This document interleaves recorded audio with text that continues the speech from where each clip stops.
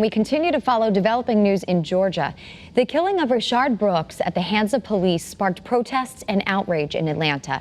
Now, the prosecutor handling the case is suggesting the officer accused of shooting the 27-year-old to death could face felony murder charges.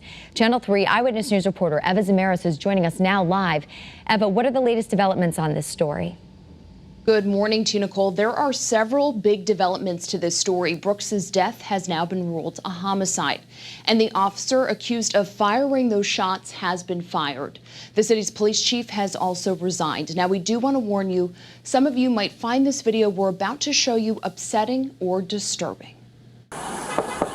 Newly released body camera video shows an Atlanta police officer waking up Rayshard Brooks in a Wendy's drive-thru Friday night. Hey man, you're parked in the middle of the drive-thru line here. After moving his car, the 27-year-old father of four tells police he does not remember blocking the lane. Eventually, officers give him a sobriety test. I think you've had too much to drink to be driving. Put your hands behind your back for me. When the officer tried to arrest him, a struggle began.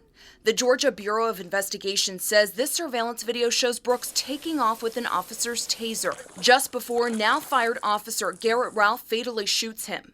His death has now been ruled a homicide. 2 minutes and 16 seconds before they even checked his pulse. Ralph has been fired, and Brooks's widow wants him in jail. I want them to deal with the same thing as if it was my husband who killed someone else. Following his death, protests erupted in Atlanta, and the Wendy's was set ablaze on Saturday.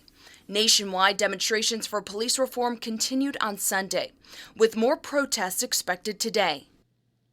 Another officer at the scene, Devin Brosnan, was placed on administrative leave. The Fulton County District Attorney said he hopes to reach a decision soon on whether to bring charges against these two officers. Meanwhile, lawmakers have been working on legislation to address police reform since George Floyd's death. Republican Senator Tim Scott will introduce a bill this week, and President Donald Trump is expected to sign an executive order on policing. Eva Zamaris, Channel 3 Eyewitness News.